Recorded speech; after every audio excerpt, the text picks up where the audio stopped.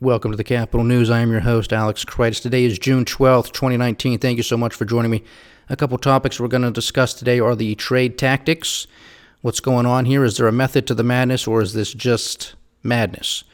Then there was an interview from ABC and George Stephanopoulos with the president, and that is causing quite the uproar on CNN and MSNBC, pretty much in regards to some comments involving opposition research, and if the president were to become aware or become notified of foreign actors or a foreign government saying, yeah, we have some opposition research for you on one of your political opponents, do you want to hear it? Well, the president said, yes, I will, and what's wrong with listening, but then maybe I would also report that information to the FBI. And of course, the liberal mainstream media is having a field day with this.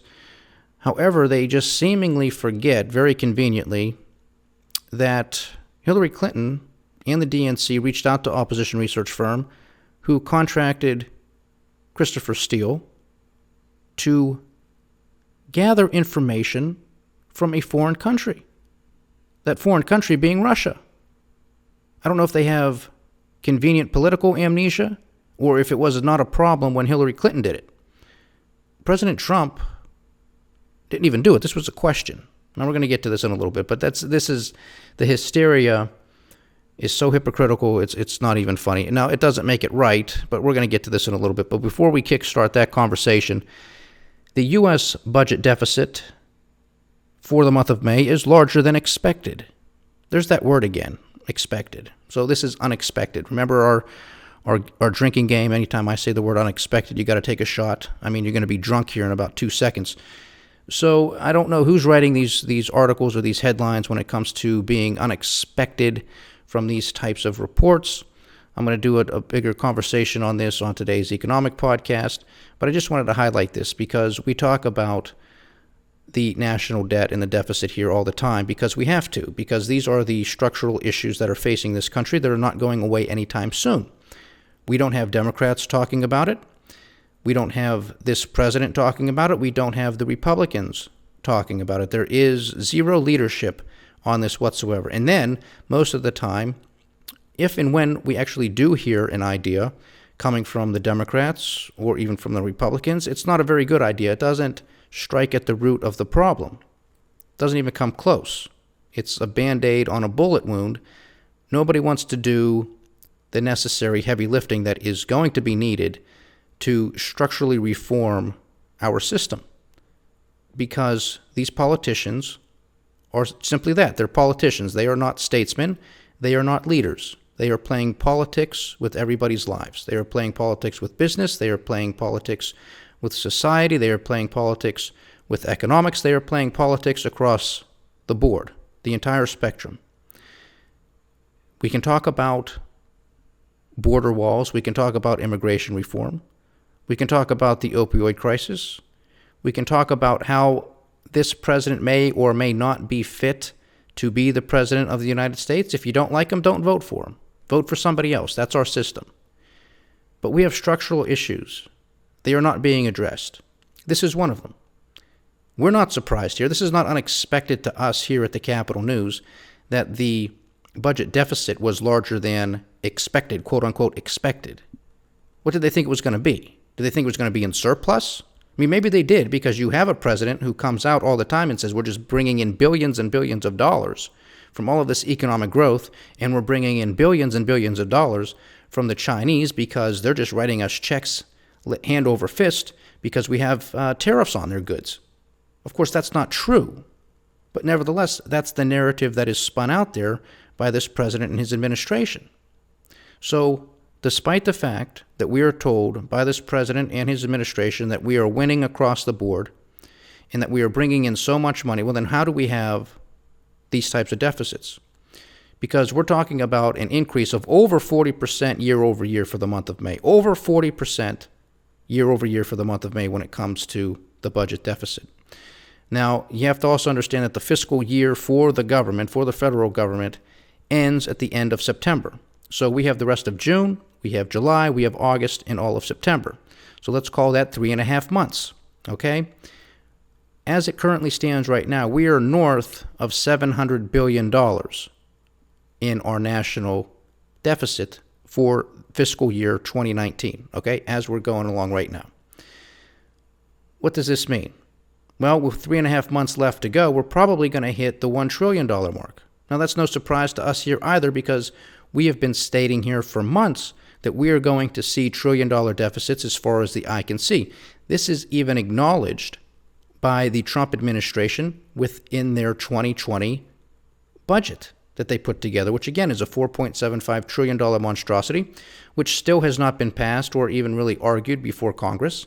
This do-nothing Congress on both sides. Again, I call on the resignation of Nancy Pelosi and Mitch McConnell, because these people are a bunch of clowns. They're not taking anything seriously. They're not getting anything done.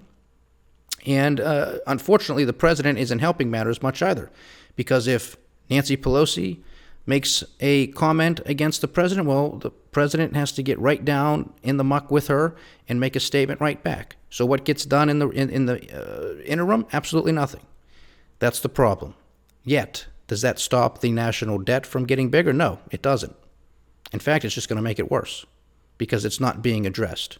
And we have structural issues that need to be addressed. We have a demographic cliff that needs to be addressed, things that need to be transformed. Now, you cannot change those demographics on a dime. One of the ways that you can alleviate this issue is actually through more immigration, but that's another can of worms, and we're not even close to that, because we're talking about cutting off a whole bunch of immigration coming into this country, of course illegally, and we're all against illegal immigration, but there needs to be an open conversation about bringing more people into this country to alleviate the strains that our entitlement system has been placing on this country. And this is exactly why we have trillion-dollar deficits as far as the eye can see. It's a travesty. This is quite literally robbing from future generations. It's quite literally robbing the younger generations right now. Millennials, Generation Z, these kids, these young people, these young adults, their economic, political futures are pretty much being robbed from them from older generations who have been asleep behind the wheel and have just simply been sold a bill of goods from politician after politician saying, oh no, we can continue to do this, we can continue to pay for this, and everything's going to be A-okay. Well, it's not. It's not A-okay. And everything is going to start coming to a head, because everything we talk about here on the Capitol News, whether it's politics, whether it's economics, it's all interconnected, and we are starting to run out of steam. We are starting to run out of ammunition from a fiscal standpoint, being the federal government, and we are starting to run out of ammunition from the monetary standpoint with the Federal Reserve. And we're going to get into that a lot deeper with a deeper discussion on the economic podcast today, because I think the Federal Reserve is quite confused. Again, no surprise to us here at the Capitol News. This is why we're calling for the end of the Federal Reserve and the Fed. You want to start solving problems, and the Fed, get rid of the income tax, and you're going to start seeing some real solutions come to light. But I just want to let you guys know that that's the case. The U.S. budget deficit is larger than expected for the month of May. Now, getting to some of these trade tactics, again, is there a method to this madness, or is it just madness? Because never before have we had a president in office who over the weekend can change his mind on a whim or whatever. As far as we know, it's on a whim, and can change foreign policy, can change trade policy. That is highly erratic. It's highly unpredictable. You don't know what he's going to do. You don't know what he's going to say, and you don't know the outcome thereof. So this throws markets into a tizzy. Politicians on both sides do not know how to handle it or how to respond to it. Leaders of foreign countries do not know how to respond to it. This causes a huge amount of uncertainty. Uncertainty is not good for the markets. Uncertainty is not good for business. If the president wants to be the president of and for the economy, well, tweeting foreign policy, tweeting economic tariff policy over the weekend or on a daily basis, or coming out to the media making statements, does not help businesses. They need some type of certainty before they're going to invest. Where am I going to invest? Who am I going to call overseas for supply chain changes, or where am I going to source my goods and services?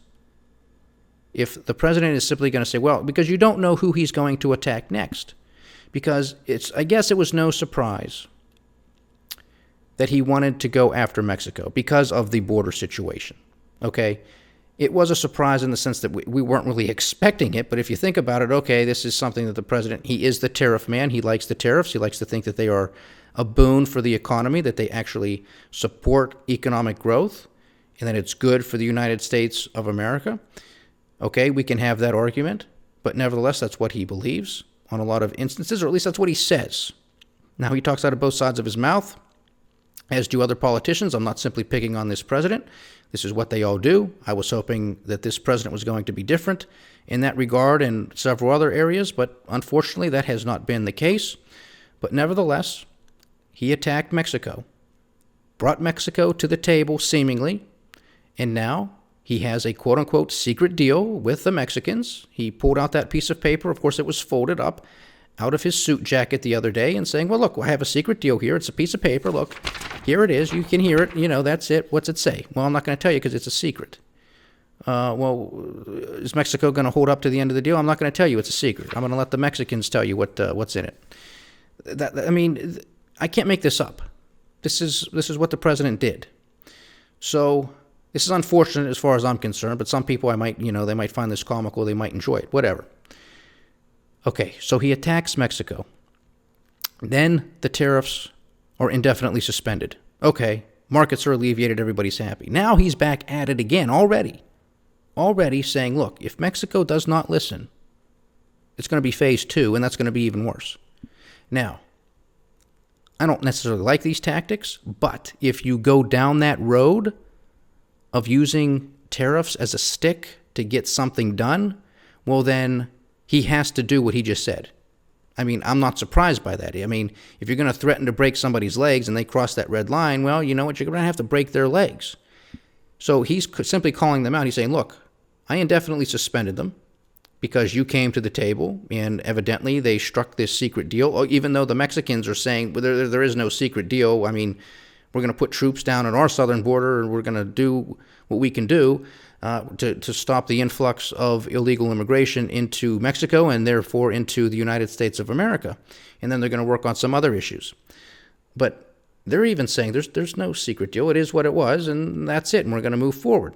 But nevertheless, the president comes out and says, well, look, if the Mexicans don't follow through with what we agreed to and start to stem the tide of illegal immigrants coming into the United States, then it's going to be phase 2, which we can only presume is going to be worse than 5% tariffs on Mexican goods coming into the United States. Now, to me, given the way that the president has been behaving and giving his style on this, that's what he had to do. So that makes sense. Now, you have some people who are arguing that on the liberal mainstream media out there saying, what's he doing? He's out of control, this, that, and the other. That's par for the course from them. But this is the strategy. These are the tactics that the president is using. So it's no surprise to me that he sort of upped the ante and said, look, if you don't follow through, I'm going to slap the tariffs on you. That makes sense to me. So that's no surprise. We continue to have the president making comments, of course, about the U.S.-China trade talks, or currently the lack thereof. And, of course, this is going to come to somewhat of a head in about 2 weeks at the end of June when the president is over back in Japan to attend the G20 meeting. Now, this is obviously the 20 largest economies in the world. So, obviously, China should be represented by President Xi at the G20 meeting. President Trump has stated multiple times, if President Xi does not show up, thereby not meeting with Donald Trump at the G20 meeting in Japan at the end of June, then he is going to increase the tariffs on Chinese goods into the United States. He is also claiming that the Chinese want to make a deal and that they have to make a deal. We have to pay attention to these words because if the president is going to play a strongman, then it's quite possible and quite reasonable to assume that President Xi of China is also going to play the strongman. Now, we have a little bit of a problem here, don't we? Because we have the President of the United States in rhetoric pretty much dictating to the leader of China that you want to make a deal and you have to make a deal. If President Xi comes to the table, it's going to make him look a little weak, isn't it? If he wants to play the strong man, he's going to look a little weak coming to the table and say, yeah, we're going to make a deal. Because then it's just going to say, well, he just sort of caved to Donald Trump saying that they want to make a deal and that they have to. And it was just that simple. We just had to wait a little bit longer. We thought we were going to get there in April. The talks fell apart in May, early May, because the Chinese allegedly, according to the Trump administration, walked away. They reneged on everything that we thought we were going to agree to, and that's where we've been for the last month and a half.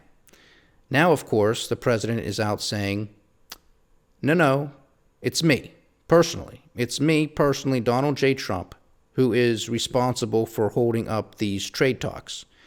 And now there's no deadline. There's no rush. That's at least consistent. That's been said about a month ago. We're not in any rush now to make a deal, blah, blah, blah, blah, blah. He loves taking in all of the billions and billions of dollars from the Chinese into the U.S. Treasury. He loves that. But nevertheless, it is now solely on Donald Trump. Will he make a deal? Will he not make a deal?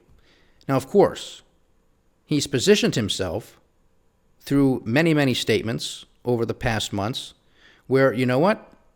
This can be a fantastic deal. This can be a great deal. He still has according to the president, he still has a great relationship with President Xi of China. He states that President Xi sends him beautiful letters as well. I think he just received another beautiful letter from Kim Jong-un of North Korea, but I'm not going to talk about that. But nevertheless, the president just gets one beautiful letter after the next from all of these Asian leaders. So he still has a good relationship, still has respect for President Xi, and wants to, I believe, make a deal. The president wants to make a deal, and of course he is saying that China wants to make a deal and that they have to. Now, we've stated this earlier this week as well in conjunction with the Mexican tariff shenanigans, because if, by some measure, a deal between the United States and China can be struck, and this isn't going to be struck, ladies and gentlemen, at the end of this month. This is just going to be a signaling as to whether or not there will be a deal or there can be a deal, or, will the trade delegation from Washington, D.C. go back to Beijing, and will the trade delegation from Beijing come back to Washington, D.C.? That's what might come out of the G20 meeting. So everybody is going to be waiting on pins and needles on the financial markets, because this has ramifications throughout the entirety of the economy, because this is what has been driving the markets for quite a while. It's either central banks or it's these trade talks or lack thereof. So this is going to leave people hanging for a while, and nobody knows except Donald J. Trump. I mean, he pointed to his head the other day, or maybe it was even today earlier, basically saying, the deadline exists in my head. Only me, only I know when the deadline exists. Only I know, the President of the United States. So he wants to own this, okay? But again, he has put himself on both sides of the equation, which he is known to do. We talk about this all the time in many, many aspects. He has stated many times that he would like to have a deal with China because he respects the Chinese people. He respects President Xi, has a good working relationship with him. But he's also said, look, if we can't get a deal, then we're not going to get a deal. And it's just going to be that simple. So it's going to be interesting to see what comes of it.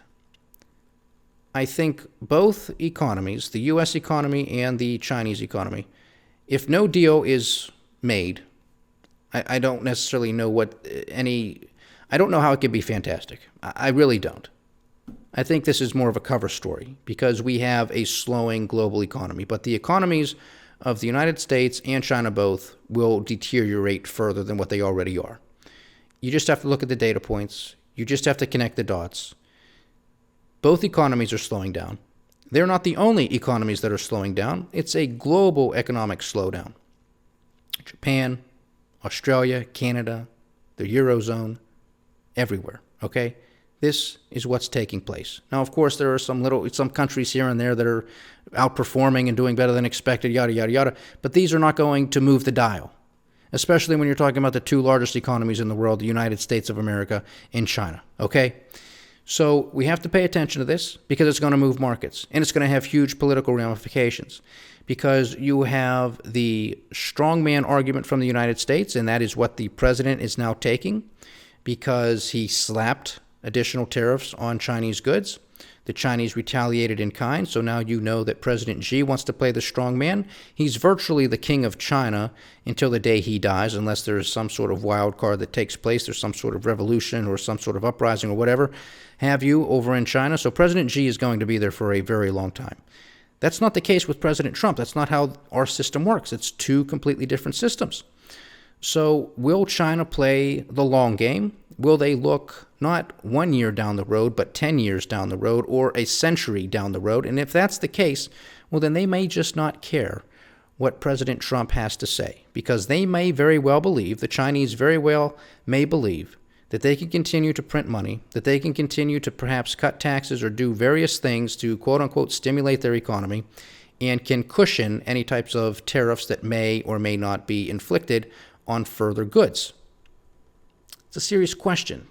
What are the Chinese going to do? Are they going to roll the dice and think, well, maybe President Trump will not win re-election? I think that would be a risky dice move because I still believe that the president is going to win re-election, but that might be the calculus of the Chinese. They might think he's going to lose, and he may. He may. I could very well be wrong. But nevertheless, is that part of their calculus? Because then they're going to have to deal with a Democrat who they could probably walk all over. So I have to give the president credit for that because I don't think he is going to be walked over by the Chinese like we have been for quite a while. Although there's a whole bunch of other economics behind it. But nevertheless, I don't want to go down that rabbit hole. But there are things on the surface that need to be addressed. And we've had this conversation many a times. We said, okay, there's 100% to anything. Okay, there's 100% to this deal. The first 40% was nothing. That was a very low hurdle. Both sides could get together. They just needed to have a conversation with each other. They just needed to ask simple questions. Well, can we do this? Yes. Can I do this? Yes. That got resolved. I'm sure of it. Then you have an additional 40% that says, okay, well, this is a little bit more nitty-gritty. This is why Beijing flew to Washington and Washington flew to Beijing and all of the back and forth that we saw and we're discussing here for several months, being strung along that there's going to be this great, fantastic deal. So that's the other 40%. It took a little bit more work, but you can negotiate some things. It's compromise. It's give and take. Okay, that's a negotiation. That's what's going to happen. Then it's that last 20%. It's that last 20% that the Americans want the Chinese to give up on. Stop with the intellectual theft. Stop with the forced technology transfers. Stop with the cyber warfare and all this stuff. The Chinese aren't going to give that away. They're just not going to do it. That's their bread and butter. That is what is allowing them to thrive, allowing their organizations to learn how to be innovative and successful in the technology era in the 21st century and beyond. They're just not going to give that up because Donald Trump says so. So now you have both sides that are digging in. You now have two strong men, both representing the largest economies in the world. One is, unfortunately, the United States is somewhat on the descent, and then you have the Chinese, which is on the ascent. However, I could make arguments to the contrary for both. I think if we get things done structurally here, if we get those structural reforms here in the United States, our best days could be ahead of us.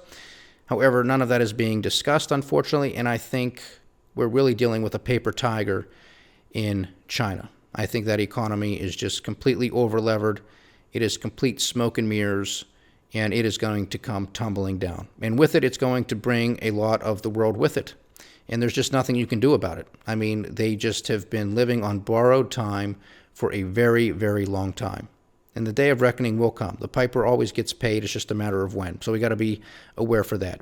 So that's the China trade talk. It's continuing. It's fluid. The end of the month is going to be very interesting to see if President Xi shows up. I imagine he will.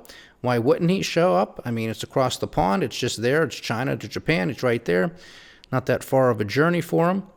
He's going to represent China. The question is, will these two leaders sit down?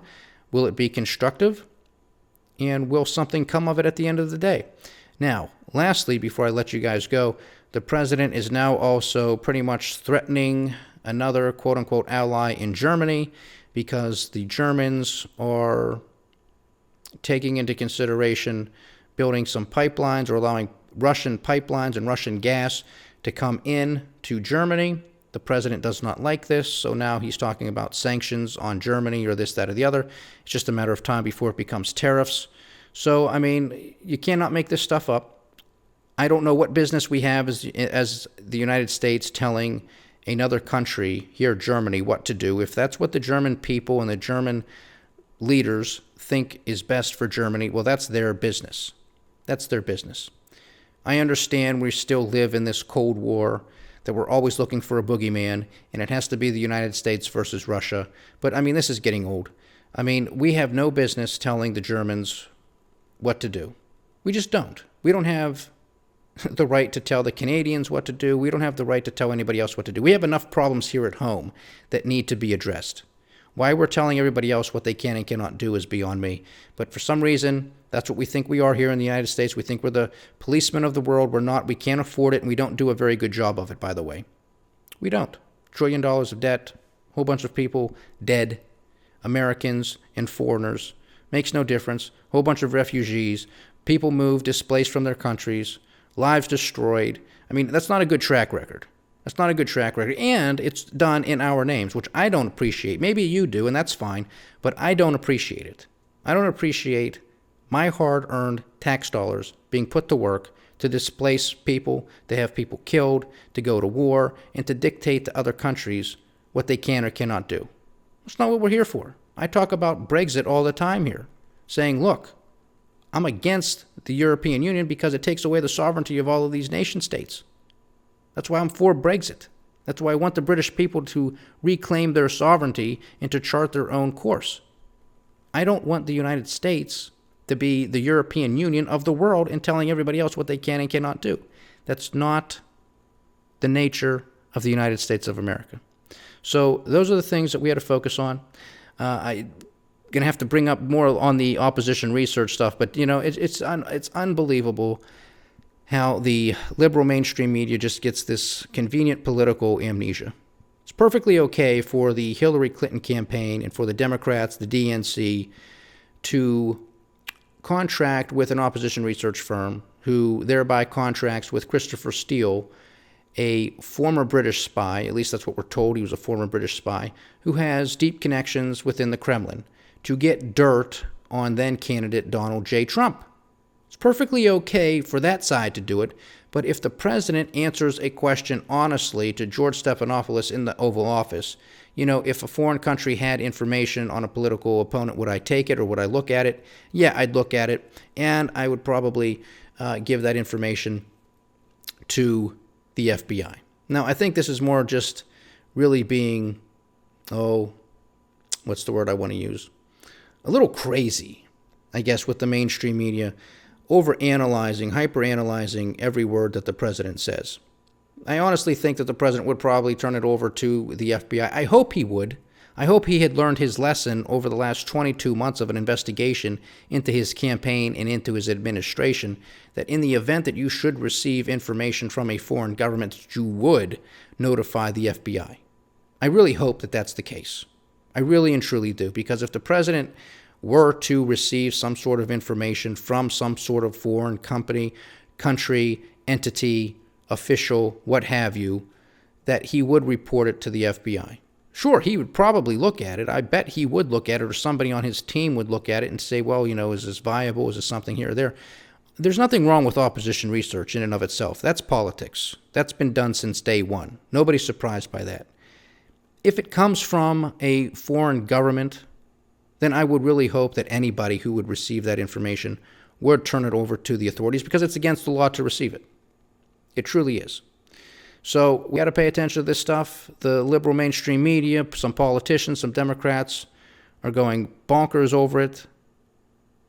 Why weren't you going bonkers over Hillary Clinton and the DNC?